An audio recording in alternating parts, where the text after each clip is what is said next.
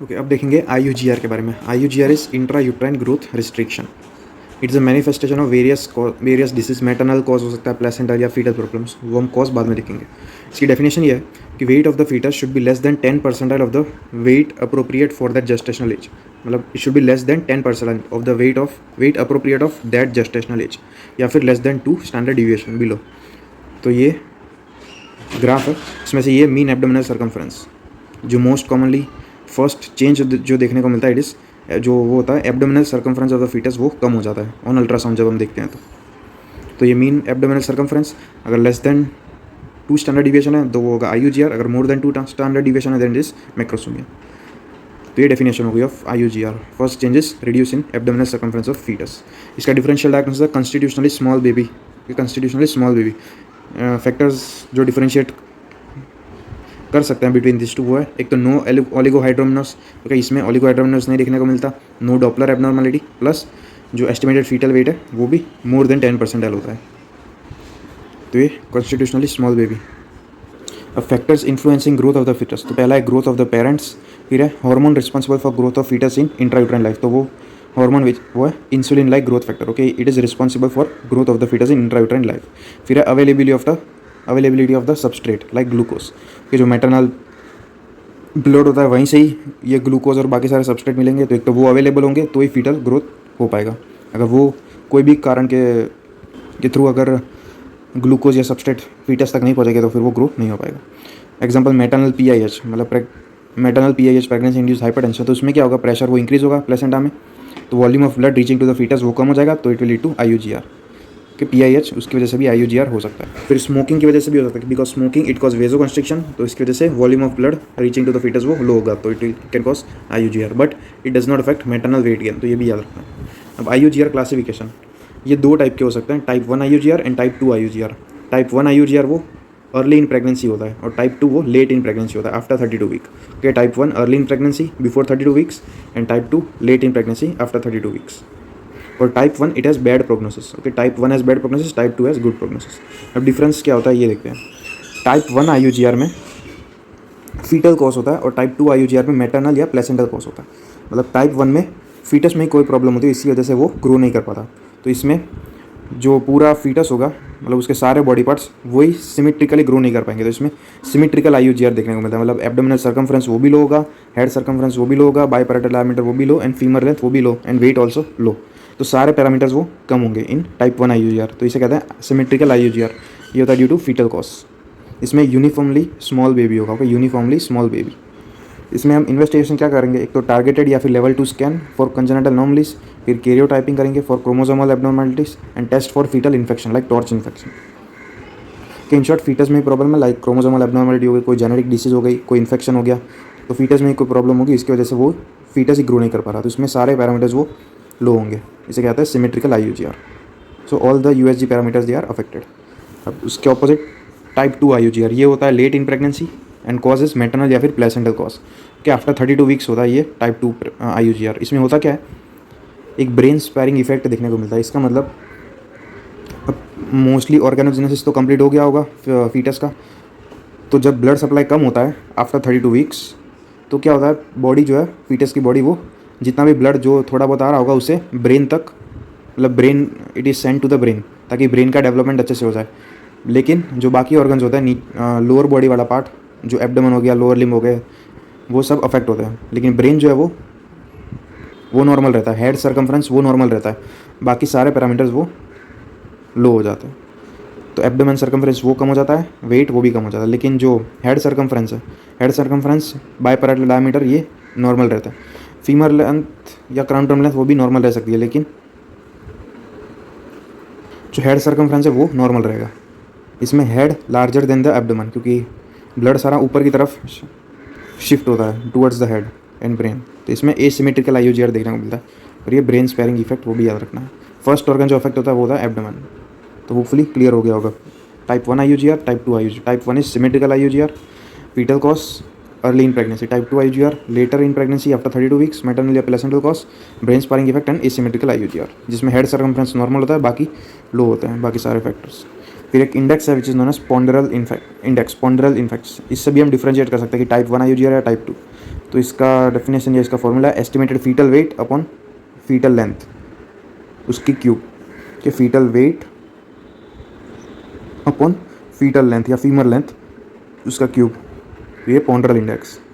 अब टाइप 1 में क्या था, सब चीज़ें कम हो रही थी, तो इसकी वजह से टाइप 1 में ये पॉन्ड्रल इंडेक्स वो नॉर्मल रहेगा। लेकिन टाइप 2 में क्या हो रहा था, फीमर लेंथ नॉर्मल थी लेकिन एस्टिमेटेड फीटल वेट वो लो था, तो इसकी वजह से टाइप 2 में पॉन्ड्रल इंडेक्स लो रहता है, टाइप 1 में वो नॉर्मल रहता है। तो ये सिर्फ याद रखना है क्योंकि पॉन्ड्रल इंडेक्स टाइप 1 में नॉर्मल रहता है, टाइप 2 में लो। टाइप 1 आईयूजी और कॉज फीटल कॉज होता है, क्रॉनिक एनोमली हो सकती है, टॉर्च इन्फेक्शन या जेनेटिक डिसीज। टाइप 2 में पॉन्ड्रल इंडेक्स लो रहता है, कॉजेज आर मैटरनल या placental cause, placental insufficiency, PIH या chronic renal disease. It has good prognosis and type 1 has poor prognosis. Causes of IUGR, तो maternal, placental and fetal cause. Fetal cause देखते हैं, chronic anomaly हो सकती है like omphalocele, skeletal dysplasia, multi fetal pregnancy, genetic disorder, Klinefelter Turner syndrome, infections like torch infection, chromosomal abnormality like trisomy 18 कि trisomy 18 एक specific चीज़ याद रखनी है, ट्राइसोमी 18 में हमें पॉलीहाइड्रेमिनोस प्लस आईयूजीआर देखने को मिलता है कि आईयूजीआर में वैसे ओलिगोहाइड्रेमिनोस दिखता है लेकिन ट्राइसोमी 18 एब्नॉर्मलिटी उसमें पॉलीहाइड्रेमिनोस प्लस आईयूजीआर देखने को मिलता है, तो ये भी याद रखना है।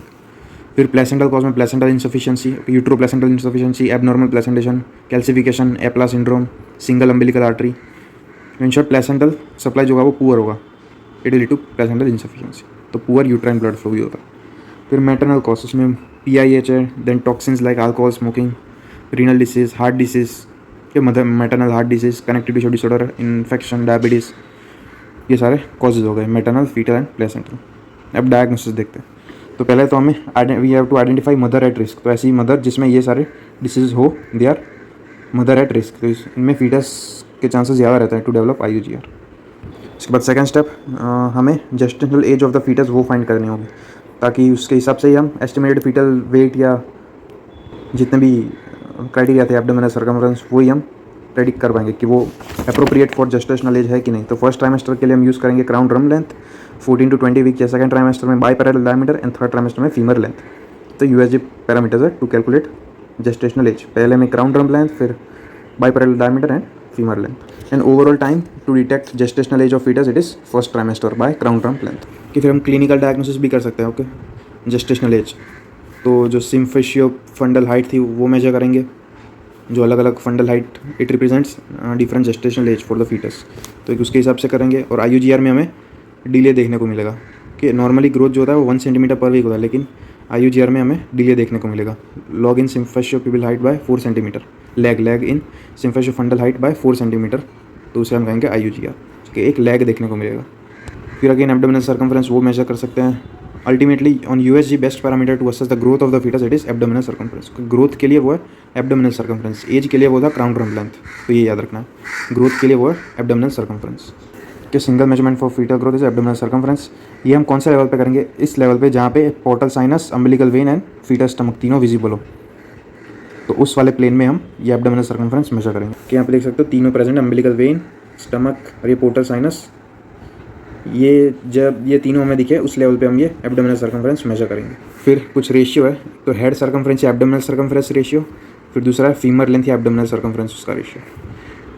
हेड सर्कमफ्रेंस ये रेशियो नॉर्मल होगा in pregnancy, but as the pregnancy advances abdominal circumference वो ज़्यादा इंक्रीज होगा कंपेयर टू हेड सर्कमफ्रेंस, तो एज द प्रेगनेंसी एडवांसेस ये रेशियो जो है वो कम हो जाएगा। लेकिन in case of IUGR, asymmetric IUGR, head circumference तो नॉर्मल रहता है लेकिन एब्डोमिनल सर्कमफ्रेंस वो लो रहता है, तो इससे ये जो रेशियो है आईयूजीआर में, एसिमेट्रिक आईयूजीआर, उसमें ये इंक्रीज हो जाएगा क्योंकि इसमें एब्डोमिनल सर्कमफ्रेंस वो लो रहता है इसी वजह से। फिर femur length and abdominal circumference उसका रेशियो, आईयूजीआर में अगेन एब्डोमिनल सर्कमफ्रेंस वो लो हो जाता है, फीमर लेंथ जो है वो नॉर्मल रहती है, तो इसी वजह से ये रेशियो है FL/AC वो इंक्रीज हो जाएगा। तो एसिमेट्रिक आईयूजीआर में ये रेशियो जो है दोनों रेशियो वो इंक्रीज हो जाएंगे, तो ये याद रखना है। फिर एसिमेट्रिक आईयूजीआर उसमें blood flow to the foetus वो कम हो जाता है, तो रीनल ब्लड फ्लो वो भी कम हो जाएगा, GFR low, urine output low, ultimately it will cause oligohydramnios, तो ये याद रखना है। ओलिगोहाइड्रेमिनोस होगा आईयूजीआर में because of this low blood flow to the foetus, तो रीनल ब्लड फ्लो कम होगा, यूरिन आउटपुट लो होगा एंड ओलिगोहाइड्रेमिनोस। लेकिन ट्राइसोमी 18 में क्या था, ट्राइसोमी 18 उसमें हमें पॉलीहाइड्रेमिनोस देखने को मिलता है, पॉलीहाइड्रेमिनोस प्लस आईयूजीआर, तो ये एक एक्सेप्शन याद रखना है। उसके बाद एमनियोटिक फ्लूइड वॉल्यूम वो मेजर कर सकते हैं, amniotic fluid index less than 5 centimetre, वो it suggest oligohydramnios. Single large vertical pocket indicates oligohydramnios. फिर प्लेसेंटल मॉर्फोलॉजी, ये सारी methods of to assess fetal growth, best is abdominal circumference by ultrasound. फिर वो रेशियोज देखे हमने दो, amniotic fluid index and placental morphology. अब umbilical artery Doppler, it is best way to assess IUGR। कि best way to assess IUGR वो है umbilical artery Doppler to detect utero placental insufficiency. तो ये डॉपलर में के चेंजेस दिखेंगे, उससे हमें यूट्रो प्लेसेंटल इंसफिशियंसी वो डिटेक्ट करने में हमें ईजी होगा। तो normally systolic by diastolic ratio वो लो रहता है, लेस देन 3, लेकिन IUGR या PH में उसमें क्या होगा, सिस्टोल वो इंक्रीज़ हो जाएगा, तो रेशियो जो वो इंक्रीज़ होगा more than equal to 3। It indicates decreased blood flow during diastole in PIH या फिर यूट्रो प्लेसेंटल इंसफिशियंसी। कि इसका मतलब low blood flow, it suggest decreased blood flow during diastole, तो इसलिए ये रेशियो वो इंक्रीज़ हो जाएगा। अम्बिलिकल आर्टरी डॉपलर में SD रेशियो वो इंक्रीज़ हो जाएगा। अगर हमें अम्बिलिकल आर्टरी डॉपलर करे और उसमें हमें एब्सेंट डायस्टोलिक फ्लो दिखे तो हम टर्मिनेट करेंगे pregnancy at 34 weeks, okay, at after 34 weeks. लेकिन अगर रिवर्स डायस्टोलिक फ्लो दिखे then immediate termination of pregnancy. तो ये दो पॉइंट भी याद रखना। अगर absent and diastolic flow then terminate pregnancy at 34 weeks, अगर reversed diastolic flow then immediate termination. फिर हम मिडल सेरेब्रल आर्टरी उसका भी डॉपलर कर सकते हैं, जिसमें उल्टा है, SD रेशियो वो कम दिखेगा, इसमें ब्लड ड्यूरिंग सिस्टोल वो इंक्रीज़ हो जाएगा, इसमें SD रेशियो वो कम होगा। ये तो IUGR में SD ratio in umbilical artery वो इंक्रीज़ होगा, SD ratio in middle cerebral artery वो कम होगा, क्योंकि ब्रेन में ब्लड फ्लो इंक्रीज़ हो रहा था वैसे भी, या नॉर्मल रह रहा था, इसलिए इसमें कोई प्रॉब्लम नहीं आएगी, इसमें लो हो जाएगा। क्योंकि प्रॉब्लम्स इन IUGR जो हमने देखा, ओलिगोहाइड्रेमनस हो सकता है, fetal distress, then fetal distress होगा तो fetal will pass meconium in amniotic fluid, फिर वो मेकोनियम स्वेलो कराएगा and it can cause meconium aspiration syndrome. तो एक तो ये हो गया meconium aspiration syndrome, oligohydramnios, low birth weight, fetal distress, fetal hypoxia, acidosis, still birth, neonatal hypoxia and polycythemia due to hypoxia. Hypoxia वो erythropoietin release increase कर देगा, इसकी वजह से पॉलीसाइथीमिया दिखेगा। बट मेन जो है meconium aspiration syndrome and oligohydramnios, फिर low birth weight, fetal distress, ये तो है, ये चीज़ याद रखनी है। फिर नियोनेट में एक तो लूज स्किन होगी, लो टोन होगी, increase chance of hyaline membrane disease या respiratory distress syndrome, increase intraventricular hemorrhage and neonatal death हो सकती है। तो ये नियोनेट में चेंजेस क्या होंगे वो एक ये याद रखना है, हाइलिन मेम्ब्रेन डिसीज या रेस्पिरेटरी डिस्ट्रेस सिंड्रोम। फिर फीटल सर्वेलेंस, तो उसमें हम मॉनिटरिंग करेंगे सिंपली। तो एक तो इतनी मेथड्स है, डेली फीटल मूवमेंट काउंट रखेंगे, cardio tocography, biophysical profile, umbilical artery Doppler, non stress test, USG for fetal growth, amniotic fluid embolism, ये सारे फीटल सर्वेलेंस जो हम करते रहेंगे टू मॉनिटर कि फीटल ग्रोथ प्रॉपर्ली हो रहा है कि नहीं हो रहा।